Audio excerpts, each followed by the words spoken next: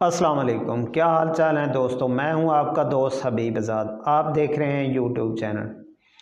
दोस्तों ये जो है हमारी आज की जो नशिस्त है ये है कि जो लोग मुल्हिद हैं, जो खुदा के मुनकर हैं, जो कहते हैं कि खुदा है ही नहीं, ये दुनिया का निज़ाम बस ऑटोमेटिक चल रहा है, इसको कोई बनाने वाला नहीं है। तो पहली नशिस्त में जो लोग मुल्हिद हो जाते हैं उनके लिए हमने कुछ दलील और जवाबात रखे थे। तो आज की ये जो नशिस्त है इसमें हम ये बात करेंगे कि ये इनका जहन यहाँ तक पहुँचता कैसे है। तो सबसे पहले मैं आपको एक बात करूँगा जो बहुत ज़रूरी बात है, जिस पे लोगों की तवज्जो कम जाती है। देखो, सबसे पहले किसी भी चीज़ को आइडेंटिफाई पूरी तरह करने के लिए, चेक करने के लिए उसका एक पैरामीटर होता है, उसका एक पैमाना होता है। हर चीज़ फंक्शनल में अलग अलग होती है। तो अब फॉर एग्जांपल अगर हमने कोई वेट को देखना है कि ये कितना वेट है, तो हम उसके लिए एक स्केल यूज़ करेंगे जिसको हम कांटा या कंडा भी कहते हैं। तो जिसके ऊपर हमें एक वज़न मिल जाता है कि ये करेक्ट असल में इतना वज़न है। तो ये एक हमारे पास पैरामीटर है। किसी भी चीज़ का हुजम देखने के लिए हमारे पास अलग अलग से पैरामीटर हैं। हम किसी चीज़ की लंबाई नापनी है तो हमारे पास एक इंची टेप जिसको कहते हैं या फीता कहते हैं, जिसके ऊपर मेयर होता है कि ये इतने मीटर है या ये इतने किलोमीटर बनता है। हमारे पास एक टूल मौजूद है। तो जब किसी भी चीज़ को नापने के लिए आपके पास कोई पैरामीटर नहीं है तो आप उसके बारे में कभी भी कुछ भी आर्गुमेंट नहीं कर सकते। आप ये नहीं कह सकते कि ये चीज़ गलत है या इसका वजूद नहीं है। सबसे पहले तो हम ये कहेंगे कि जिन पैरामीटर की बुनियाद पर हमने ये फैसला कर लिया है कि खुदा है ही नहीं, तो ये पैरामीटर बने ही दुनिया के लिए हैं। ये पैरामीटर्स इंसान ने बनाए हैं, तो ये दुनिया के हिसाब से बने हुए हैं। ये इस हिसाब से कोई पैरामीटर आपके पास है ही नहीं जिससे आप इस बात को जजमेंट कर सकें, इस बात को आप समझ सकें कि खुदा है नहीं है, खुदा कब से है, कैसे है, कब तक रहेगा। ये कोई पैरामीटर आपके पास नहीं है। मेरी बात आप समझ गए होंगे। अब मैं आपको एक छोटी सी मिसाल देता हूं, बात समझने की कोशिश कीजिएगा। मैं एक जगह पे जाता हूं, वहां पे मुझे प्यास लगी हुई है, तो टेबल पे एक गिलास पड़ा है, उसमें पानी है। मुझे प्यास लगी हुई है, जस्ट मैंने वो पानी का गिलास उठाया और पी लिया। मेरे लिए वो चंद सेकंड की बात थी, वो पानी मुझे मिल गया, मैंने पी लिया। अब मेरी प्यास बुझ गई तो मैंने यहां तक ही बात खत्म कर दी, एक माइंड को मैंने क्लोज कर दिया। अब आप अगर डीपली सोचेंगे तो आपको महसूस होगा कि इसके बैक साइड पे क्या इफेक्ट है। अब देखें, कोई आदमी, किसी ने कूलर उठाया, कोई गया, जाके वहाँ से उसने पानी भरा, वो लेके आया, फिर उसने उस पानी को ठंडा किया या उसमें बर्फ़ डाली। उसने कितनी मेहनत की, कितनी स्ट्रगल की, कितनी दूर से लेके आया, ये मुझे नहीं पता। मुझे सिर्फ इतना पता था कि मुझे वो एक पानी का गिलास मिल गया और मैंने पी लिया। अब उसके पीछे की क्या कहानी है वो मैं नहीं जानता। अब अगर मैं नहीं जानता तो जस्ट मैं एक अंदाजा लगा सकता हूं, ठीक है, क्योंकि वो उस सारे प्रोसेस में मैं उस इंसान के साथ नहीं था जो गया, जिसने पानी भरा, कहां से भरा, किस चीज में भरा, किस में लेके आया, कैसे ठंडा किया। अब मैं ये सारी हिस्ट्री में उसके साथ नहीं था। अब जो मैं अंदाजा लगाऊंगा कि भाई फलां जगह पे शायद नलका था, वहां से उसने पानी लाया होगा, तो अब ऐसे उसने ठंडी जगह पे रखा होगा, तो ये सब एक मेरे आइडिया है। ये जो आइडिया मैं लगा रहा हूँ जस्ट इसको साइंस कहती है। अब मेरी बात समझ आ रही। आप साइंस को मद्देनज़र रख के, आप साइंस अगर हम देखें कुरान की, अगर हम कुरान की बात को लें तो साइंस उसके आगे सिर्फ एक लूली लंगड़ी सी चीज़ है। अब ये देखें कैसे है लूली लंगड़ी सी चीज़। आज से 1400 साल पहले कुरान फरमाता है, कुरान के अंदर है, अब जिस नुक्ते पे साइंस पहुंची है, ये कहते हैं कि ये सारी दुनिया सबसे पहले एक गोला थी, उसके बाद इसमें धमाका हुआ, ये दुनिया वजूद में आई, ये ऐसे हुआ, ये ऐसे हुआ। कुरान 1400 साल पहले फरमा रहा है कि ये सब कुछ ज़मीन और आसमान मिले हुए थे, क्या तुमने नहीं देखा, हमने इनको फाड़ के जुदा कर दिया। अब ये कुरान फरमा रहा है 1400 साल, और साइंस आपकी इतनी लूली लंगड़ी है, 1400 साल बाद अब जाके ये पहुंची है उस बात पे। ठीक है, तो अगर हम ये कहें कि हम कुरान का कंपैरिजन या साइंस का हम कुरान पाक से कोई मुवाजना करें तो ये मुवाजना कतई नहीं हो सकता। साइंस महज एक गेस है, एक अंदाज़ा है, और ये भी एक ऐसा अंदाज़ा है जिसके ऊपर मैं पिछली नशिस्त में भी बता चुका हूँ कि जिसके ऊपर कोई भी नई अपडेट आ जाए, कोई भी नई तहकीक आ जाए तो वो पुरानी को रद्द कर देती है, लेकिन कुरान में ऐसा कुछ नहीं है। अब कुरान के बारे में ये जो लोग कहते हैं, सबसे पहली जो गलत फहमी यहाँ से इनके अंदर जाती है, एक तो ये है कि ये कहते हैं कि खुदा को किसी ने नहीं देखा तो इसलिए लिहाजा छोड़ दें कि खुदा है नहीं है।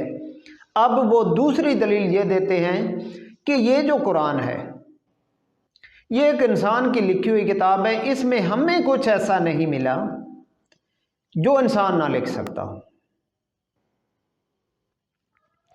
ये माना, हम ये मानते हैं, हमारा ये यकीन कामिल है कि ये कलाम इलाही है, अल्लाह की तरफ से नबी पाक सल्लल्लाहु अलैहि वसल्लम से पे ये उतरा है कुरान, और 30 पारे हैं इसके, और ये कंप्लीट कुरान है।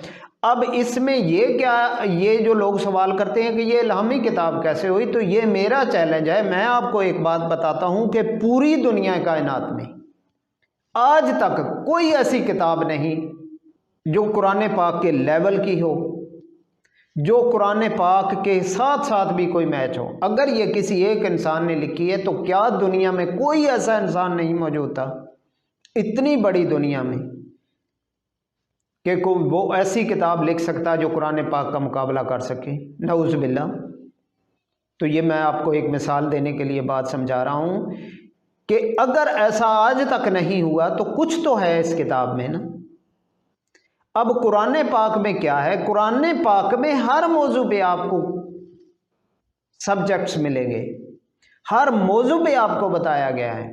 अगर आप स्पेस की बात करेंगे तो कुरान पाक में मौजूद है, अगर ज़मीन की बात करेंगे कुरान पाक में मौजूद है, आप शुमाल की बात करेंगे कुरान पाक में मौजूद है, आप जनूब की बात करेंगे कुरान पाक में मौजूद है, आप गुजरे हुए वक़्त की बात करेंगे तो कुरान पाक में मौजूद है, आप प्रेजेंट की बात करेंगे तो कुरान पाक में मौजूद है, आप आने वाले वक्त की बात करेंगे, फ्यूचर की बात करेंगे, कुरान पाक में मौजूद है, आप हेल्थ की बात करेंगे कुरान पाक में मौजूद है, आप रूल की बात करेंगे कुरान पाक में मौजूद है। मतलब ये है कि वो ऑल इन वन है, कोई ऐसा ऑप्शन उसके अंदर आप ये नहीं कह सकते कि ये ऑप्शन इसके अंदर मिसमैच हो रहा है या ये कमी है, नहीं, ऐसा नहीं है। तो क्या ये मानने के लिए काफ़ी नहीं है कि कोई इंसान अगर आपके हिसाब से अगर ये कहें कि ये इलामी किताब नहीं है, ये मैं उनकी बात कर रहा हूँ, ये जो मुल्हिद की सोच होती है कि ये कुरान पाक इंसान का लिखा हुआ है, तो ये आप मेरी बात नहीं समझनी कि ये बात मैं कर रहा हूँ, मैं उनकी बात कर रहा हूँ कि जिन्होंने ये बात कही है। अगर ये उनके हिसाब से हम देखें तो क्या कोई दुनिया का शख्स ऐसा है जो गुजरे हुए वक्त की भी बात कर सकता है, जो यूनिवर्स की भी बात कर सकता है, जो स्पेस की भी बात कर सकता है, जो बिग बैंग का तस्वर जो हम कहते हैं कि ये जो अब साइंस कह रही है कि धमाका हुआ, हर चीज़ अलग हो गई, ये हज़ारों साल पहले जो वाक़या हुआ है वो कुरान ने 1400 साल पहले बता दिया। वहाँ की भी बात बता रहा है, ज़मीन के अंदर क्या है कुरान पाक बता रहा है, जो गुजर गया वक़्त उसके बारे में बता रहा है। जो मौजूद है उसके बारे में बता रहा है, जो आने वाला है उसके बारे में बता रहा है। तो आप कहते हैं कि इतनी खूबियां हैं, इतनी खूबियां हैं, उसके अंदर एक भी खामी नहीं है, फिर भी आपको ये डाउट है कि यार ये कलाम इलाही नहीं है, ये एक अलग किताब है। ये बिल्कुल अलग किताब है, ये आसमान से नाजिल हुई किताब है। तो आज की जो जदीद साइंस है, जदीद से जदीद तर अगर आप अपनी टेक्नोलॉजी को भी यूज़ कर लें तो कुरान पाक जैसी एक आयत भी आप नहीं लिख सकते। तो आप कहते हैं कि ये किसी इंसान की लिखी हुई किताब है, तो ये कंसेप्ट ही आपका गलत है। तो फिर बाद में कह रहा था कि किसी भी पैरामीटर के हिसाब से, अब ये जो साइंस है जिसकी मौजूदा सूरत हाल हम मौजूदा साइंस के हिसाब से हम कहते हैं कि यार ठीक है, साइंस साबित नहीं कर सकती गॉड को, तो लिहाजा इसको छोड़ देते हैं। अब अगर इंसान की बात की जाए, अगर इंसान की बात अगर की जाए तो वो कहते हैं कि ये खुद ब खुद बन गया। इंसान क्या हुआ? इंसान की पैदाइश खुद ब खुद हो गई। कैसे हो गई? वो पिछली निशिस्त में मैंने आपको बताया था कि ये मिट्टी, पानी और एक मखसूस टेम्परेचर था जिसकी वजह से इंसान को एक वजूद मिल गया। ठीक है, एक छोटा सा खुलिया बना, बाद में ऐसे ऐसे ऐसे उसके अंदर तब्दीलियाँ आती गई, ये साइंस कहती है। इंसान खुद ब खुद बन गया। जब बात खुदा की आती है तो ये सवाल करते हैं कि भाई खुदा को किसने बनाया? यार पहले अपने सवालों का तजाद तो चेक कर लो। दूसरी बात यह है, सूरज को हम देख रहे हैं, जो चीज़ हम देख रहे हैं, गॉड पे तो अभी आपका कोई पैरामीटर जाएगा तो आप बाद में उसकी बात करेंगे। पहले ये बताएं कि आप जो चीज़ देख रहे हैं, आप इसी को साबित कर दो कि इसको कोई इंसान बना सकता है, यहाँ पे आके झगड़ा ख़त्म हो जाता है। आप बता दो कि भाई सूरज को इंसान बना सकता है या सूरज खुद ब खुद बन सकता है, आप ये साबित तो करो। ये ज़मीन का निज़ाम खुद ब खुद बन सकता है? ऐसा नहीं है, ऐसा नहीं है, ये महज आपका वहम है। आपने सिर्फ एक बात को कि हमारे पास कोई ऐसा प्रूफ नहीं है, हमने आंखों से देखा नहीं है खुदा को, तो हमने खुदा का तसव्वुर छोड़ दिया है कि खुदा है। ठीक है, उसके बाद अगर हम खुदा को मानेंगे तो फिर हम कहेंगे कि ये कलाम इलाही है। तो लिहाजा जब आपने ये समझा है, ये समझ लिया है कि हमने खुदा को नहीं मानना, तो खुदा है ही नहीं, तो ज़ाहिरी बात है उसके बाद आपके पास सेकंड ऑप्शन ही नहीं बचता कि आप ये कहें कि ये कलाम इलाही है, तो आपको तो मुकरना पड़ेगा, नऊज़ बिल्लाह। तो सबसे पहले मैं आपको बताता हूँ कि आप जिस साइंस के पीछे लग के ये कह रहे हैं साइंस के खुदा का वजूद नहीं है, तो ये नऊज़ बिल्लाह आपके बस ज़हन के एक वहम है और बदगुमानी है। आप देखें, एक पहाड़ है, कोई बंदा आपसे सवाल कर ले यार ये पहाड़ ज़मीन में कैसे है, आप बताएं, आपकी साइंस बता दे। मेरा ये चैलेंज है, मुझे बता दे कि ये कब से है। उसके पहाड़ के 3 हिस्से हैं, एक ऊंचा है, एक दरमियान में है, एक ज़रा ढलका हुआ है। आप बता दें ये कब से, आपकी साइंस बता दे एग्जैक्ट कि ये कब से है और ये कैसे ज़मीन में उगा है, ये कैसे ज़मीन पे आ गया। आपकी साइंस उल्टा हो जाए, कलबाजियाँ खाने लग जाए, तो आप जस्ट एक पहाड़ जो नज़र आ रहा है आप कहेंगे कि ये ज़मीन में आ गया। तो कैसे आ गया भाई? ये तो पत्थर है, ये पत्थर है, ये ज़मीन में ना इसकी कोई जड़ है, ना ये पत्थर बढ़ सकता है, ना छोटा हो सकता है आपके साइंसी हिसाब से। तो ये कैसे आ गया, कैसे इतना बड़ा पहाड़ बन गया, बताओ। अल्लाह कुरान में फरमाता है कि हमने ये ज़मीन के ऊपर मेखें लगाई, बताओ ये पहाड़ कहाँ से आ गया।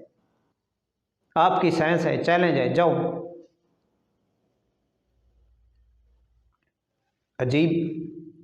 अजीब लॉजिक है कि आप जिन चीज़ों को देख रहे हैं, आप अभी तक पूरे कॉन्फिडेंस से आप उसको भी नहीं समझ पाए जो आपकी आंखों के सामने, और आप चले हैं खुदा के बारे में जानने, जिसके बारे में आपके पास ये जितने भी पैरामीटर हैं मैंने आपको बता दिया। गलती यहाँ पे ही हो रही है, समझ आ गई। हर चीज़ को समझने के लिए एक पैरामीटर होता है, जब उसका पैरामीटर नहीं है तो वो चीज़ आपसे दूर है, आपके नॉलेज से दूर है। जो चीज़ आपके नॉलेज से दूर है, आपको उसके बारे में कुछ नहीं जान सकते। अब आपकी आंख है तो इसकी एक लिमिट है, आप देख सकते हैं मगर एक लिमिट तक, आधा किलोमीटर, किलोमीटर, 2 किलोमीटर, इससे आगे तो नहीं देख सकते। आप चल सकते हैं, आपकी चलने की एक लिमिट स्पीड है, आप उससे तेज नहीं चल सकते, कभी भी नहीं। आपकी सुनने की एक लिमिट है, आप ना उससे आगे सुन सकते हैं, ना उससे ज़्यादा सुन सकते हैं, ना उससे कम सुन सकते हैं। आप उससे कम आवाज़ में सुनेंगे तब भी आपको सुनाई नहीं देगा, आप एक पीक लेवल की आवाज़ को सुनेंगे तब भी आपका दिमाग ऑफ हो जाएगा, वो बात आपको समझ नहीं आएगी।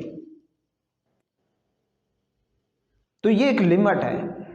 अब जो लिमिट है, तो इसी तरह अगर इंसान की हर मामले में एक लिमिट है, तो सोचने की भी एक लिमिट है।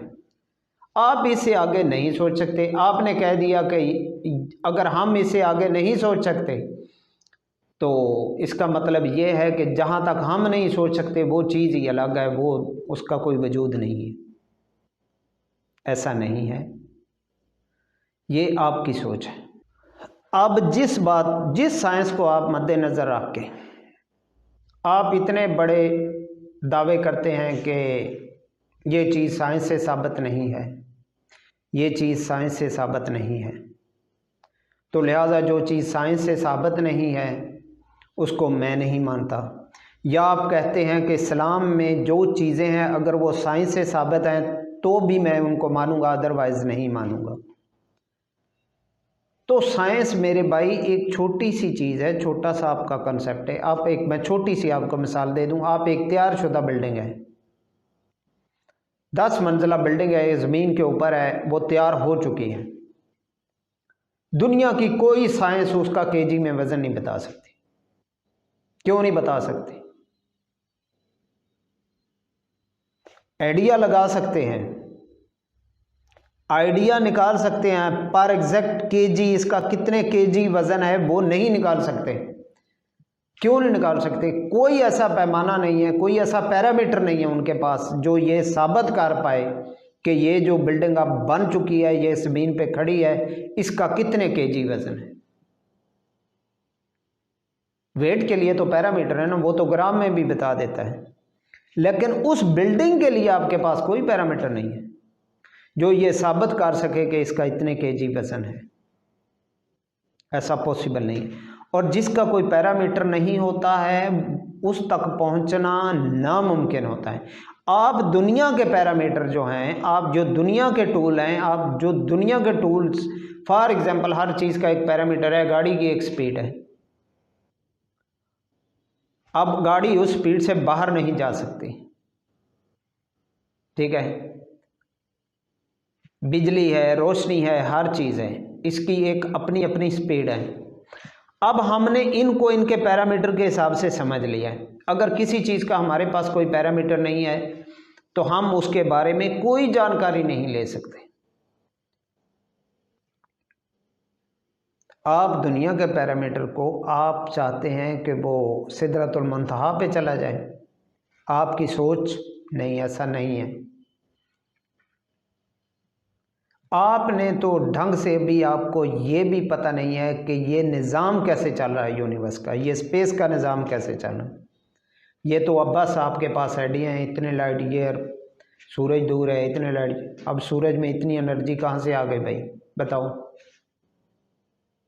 अब आप कहेंगे कि ये ऑटो जनरेट हो रही है। अब ये ऑटो जनरेट हो रही है, आखिर कहीं से तो इसने किक ली है, कहीं से तो इसने किक ली है, कहीं से तो ये स्टार्ट हुआ है। अब आप कहेंगे कि ये धमाके से हो गया। अगर ये धमाके से हो गया तो जो पहले इतनी बड़ी बला थी कि जिसके अंदर से इतने सारे पूरा यूनिवर्स बन गया, सितारे बन गए, ज़मीन बन गई, आसमान बन गए, पता नहीं कितने हज़ारों स्टार्स बन गए, आखिर भाई वो भी तो कहीं से आया। बताओ, सोचो, खुदा को हम बाद में डिस्कस करते हैं, वो भी तो कहीं से आया। वो कैसे आ गया? इंसान एक्सीडेंटली बन गया? ये सारा निज़ाम एक्सीडेंटली बन गया? ऐसा नहीं है मेरे भाई। आप अपना पैरामीटर ठीक करें। आपको समझ नहीं है, आप जिस एनर्जी को समझ नहीं सकते, आपके पास कोई टूल नहीं है, आप उसको समझ नहीं सकते, तो आपने उसका इनकार कर दिया। तो ये मैं आपको एक छोटी सी बात बता दूं, ये जो हम वक्त की बात अक्सर करते हैं कि खुदा कब से है, कब तक रहेगा, तो ये वक्त का जो पैरामीटर है ये दुनिया के लिए है, ये हमारे लिए है, इसका स्पेस से कोई तल्लुक नहीं है। शायद पहले इस बात को आप ना समझते, लेकिन अब ये आप भी समझेंगे। अब तो साइंस इसकी गवाही दे रही है कि ये जो वक्त है ये वक्त बदल जाता है। मतलब वक्त कहीं पे आहिस्ता है, कहीं पे तेज़ है, कहीं पे वक्त की वक़्त कुछ और है, कहीं पे वक्त की वक़्त कुछ और है। ठीक है, अब मैं आपको एक बात समझाने लगा हूँ, आप बात को समझिएगा।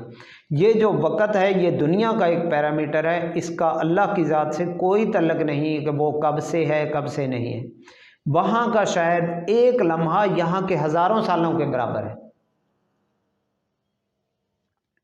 अब आप सोचेंगे कि ये कैसे मुमकिन है। मैं आपको एक छोटी सी मिसाल दे के बात समझाने की कोशिश करूँगा।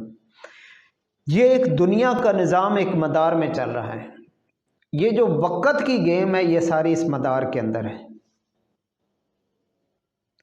आप ये तो मानते हैं कि दुनिया का निज़ाम एक मदार में चल रहा है, ज़मीन एक मदार में गर्दिश कर रही है। ये जो हम ईयर कहते हैं, एक साल हम टाइम कहते हैं, एक साल में आपको पता है कि ज़मीन एक चक्कर लगा लेती। तो इसको हमने डिवाइड करते करते करते करते जी जो हमने घंटे कर दिए, मतलब एक अपने मदार में एक चक्कर लगा लेती है, जिसके अंदर हमारे 4 मौसम भी आ जाते हैं। 24 घंटे के अंदर साइंस के हिसाब से ये ज़मीन एक वैसे चक्कर राउंड पूरा कर लेती। तो ये जो वक़्त का निज़ाम है, ये वक़्त का जो पैरामीटर है ये हमारे लिए है, दुनिया में। अब मैं आपको एक इसकी छोटी सी मिसाल दे के बात समझाने की कोशिश करूँगा, शायद आपको मेरी बात समझ आ जाए। आपने देखा है कि एक क्लॉक है, हम अक्सर उसको टाइम के लिए यूज़ करते हैं। अब वो क्लॉक के अंदर 3 सुई लगी होती हैं। अब हम उन सुइयों से मेयर करते हैं कि ये सेकंड की सुई है, ये घंटों की है, ये मिनटों की है। वो सुइयां घूम रही हैं, हम वक़्त को पहचान रहे हैं, ऐसे ही है। लेकिन एक उस क्लॉक का सेंटर पॉइंट है, पिन पॉइंट, जहां से वो सुइयां मूव हो रही हैं। अब जो टाइम है वो टाइम है जहां पे सुई का एंड है, लेकिन जो दरमियान में उसका सेंटर पॉइंट है, वो जितने भी चक्कर खा ले, जितनी भी क्लॉक घूम जाए, उसका जो सेंटर पॉइंट है, अगर आप वहां पे फोकस करेंगे तो आपके लिए वो टाइम रुका हुआ होगा।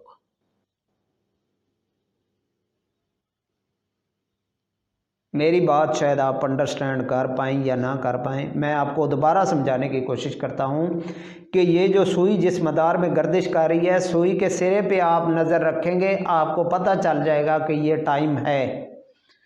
अगर आप उन सुइयों के जो दरमियान में एक पिन पॉइंट है जहाँ से सुई मूव कर रही है, एंड सेंटर में, अगर आप उस पिन पॉइंट को, ओनली उस पिन पॉइंट को फोकस करेंगे, घड़ी की सुइयां जितना भी चक्कर खा लें, आप उस टाइम को जजमेंट नहीं कर सकते, वो टाइम रुका हुआ ही आपको मिलेगा। इसी तरह ये जो टाइम का जो फंडा है, ये टाइम का जो मामला है, ये टाइम का जो पैरामीटर है, ये सिर्फ दुनिया के लिए है जहां पे ये ज़मीन गर्दिश कर रही है। अगर ये गर्दिश रुक जाती है, बिल्कुल उस पिन पॉइंट की तरह, अगर वो पिन पॉइंट के ऊपर गर्दिश नहीं है, गर्दिश सुइयों की साइड पे है, अगर पिन पॉइंट पे हम चले जाएंगे तो हमारे लिए टाइम खत्म, दी एंड। हम टाइम से कुछ भी हासिल नहीं कर सकते। टाइम वहां पे जस्ट एक स्टिल पॉइंट होगा।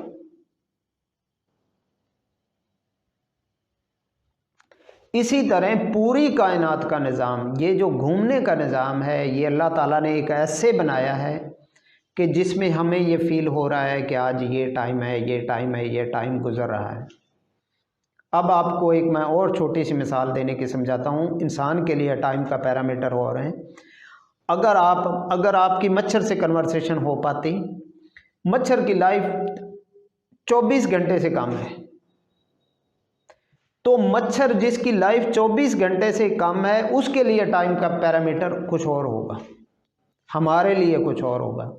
जिनकी हज़ारों साल, अगर कोई जानवर ऐसा है या कोई परिंदा ऐसा है जिसकी हज़ारों साल एज है, उसके लिए टाइम का पैरामीटर कुछ और होगा, हमारे लिए कुछ है। समझ आ गई? अगर हम, साइंस भी ये कहती है कि आप एक मखसूस पॉइंट पे एक मखसूस स्पीड से अगर ट्रैवल करेंगे तो आपको टाइम में फ़र्क मिलेगा। दुनिया का टाइम कुछ और होगा, वहाँ पे टाइम कुछ और होगा। ठीक है, तो इससे ये साबित हुआ कि अगर आप घड़ी की सुई के सिरे पे खड़े हैं तो आपके लिए टाइम कुछ और मायने रखेगा। अगर आप ज़रा उसके सेंटर पॉइंट के करीब चले जाएंगे तो आपके लिए टाइम कुछ और मायने रखेगा। अगर आप बिल्कुल उसके पिन पॉइंट जो बिल्कुल एग्जैक्ट सेंटर में है, अगर आप वहाँ पे पहुँच जाएंगे तो टाइम इज स्टिल, आपके लिए वो टाइम रुक गया है। घड़ी की सुइयाँ जितना भी चक्कर घुमाती रहें, आप उस जगह पे स्टिल पॉइंट है, आपके लिए टाइम ख़त्म हो गया। मतलब आपके लिए टाइम की वक़्त ख़त्म हो गई, टाइम इज स्टिल हो गया, रुक गया टाइम। इसी तरह ये पैरामीटर जो टाइम का है ये हमारे लिए है, गॉड के लिए नहीं है। गॉड इस, हम ये कहते हैं वो कब से है, कब तक रहेगा। ठीक है, तो ये गॉड के लिए टाइम कोई मायने नहीं रखता, उनके उस गॉड के लिए ये स्टिल है, हमारे लिए है। तो ये हमने कहीं पे, मैंने भी पढ़ा था किसी अहदीस की किताब में कि वहाँ पे क़यामत के रोज़ वहाँ का एक पल दुनिया के 70,000 साल के बराबर होगा शायद। मेरा जहाँ तक मेरी याददाश्त काम कर रही है ऐसे ही कुछ था कि वहाँ का एक पल या एक मिनट दुनिया के 70,000 साल के बराबर होगा। तो आप देख लें भाई, कोई हिसाब लगा लें फिर वहाँ का टाइम और यहाँ का टाइम, आप कौन से टाइम का पैरामीटर लेके बैठे। तो मैंने पिछली वीडियो में भी एक बात की थी कि जो हम ये सोचते हैं कि ये जो खुदा है, खुदा वजूद के साथ नहीं है, ये कहीं पे भी नहीं लिखा हुआ कि अल्लाह पाक कोई वजूद रखता है। ऐसा कोई वजूद नहीं है अल्लाह का, लेकिन अल्लाह पाक एक ऐसी नूरानी कैफियत है, एक ऐसी नूरानी पावर है, एक ऐसी इनविजिबल पावर है जो हमें आँख से नज़र नहीं आती, लेकिन पूरी दुनिया के ऊपर, पूरे निज़ाम के ऊपर अल्लाह ताला का एक होल्ड है, अल्लाह ताला का एक कब्ज़ा है। ठीक है, ये अल्लाह ताला की गिरफ्त में है, उसके आगे ये चीज़ें कोई मायने नहीं रखती। समझ आ गई? ये ऐसे उड़ जाएंगी धूल मिट्टी की तरह, वो इतनी बड़ी पावर है। अगर आप कहते हैं कि हमने उसको देखा नहीं है तो उसके लिए एक और वीडियोस भी मैं बनाऊंगा। अगर इंसान को खुदा नज़र आ जाता तो क्या होता। इंसान की तो ये वैल्यू है कि आप किसी अफसर के सामने खड़े हो जाएं तो जस्ट वो आप जैसा इंसान है, तो उसके पास जस्ट एक छोटा सा ऑफिसर होता है आपसे बड़ा, तो आपकी क्या हालत होती है। तो अगर कभी गॉड के सामने आप पेश हो जाते तो आपकी क्या हालत होती। ठीक है, तो मेरा ख्याल है कि जो बातें मैं समझाने की कोशिश कर रहा था आपने कुछ बातें समझी होंगी। तो यहाँ पे जो बेसिकली फंडा यही है कि जिस चीज़ का आपके पास पैरामीटर नहीं है आप उसके बारे में कुछ नहीं जान सकते। अब स्पेस को आप जजमेंट कर सकते हैं, आपके पास कोई पैरामीटर है, जब नहीं था तो आपको नहीं पता था कि कौन सियारा है, कहाँ पे है, कितनी दूर। ये बात है, उम्मीद है आप अंडरस्टैंड कर पाए होंगे। तो जब तक आपके पास कोई पैरामीटर नहीं थे तो आपके लिए ये दुनिया छोटी थी। अब आपके पास पैरामीटर है, आपने स्पेस को देखा है, आपने यूनिवर्स को देखा है, आपने सितारों को देखा है, आपने मार्स को देखा है, आपने मरीख को देखा है, तो आपकी सोच थोड़ी सी बदल गई, क्योंकि आपके पास एक पैरामीटर मौजूद है, आप वहाँ तक पहुँच गए हैं। जब तक नहीं था तो आपको कोई इल्म नहीं था, अब आपने देख लिया तो आप उसके वजूद के भी कायल हैं कि वहाँ पे मार्स है, वहाँ पे प्लूटो है, वहाँ पे फलां है, वहाँ पे स्यारा है, वहाँ पे।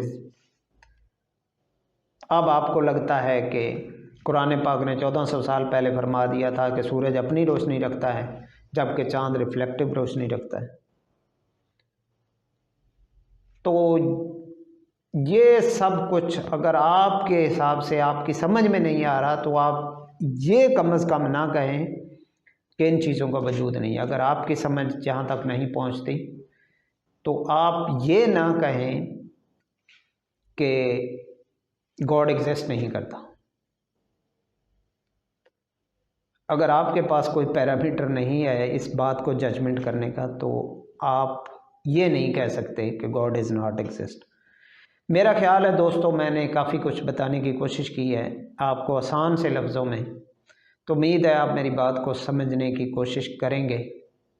अगर कोई गलती हो गई हो तो मैंने जो कोशिश की थी, हो सकता है मैं कोई मुफ्ती या आलम नहीं हूँ, अगर कोई गलती हो गई है तो काइंडली आप उसको इग्नोर कीजिएगा और मुझे माफ़ कीजिएगा।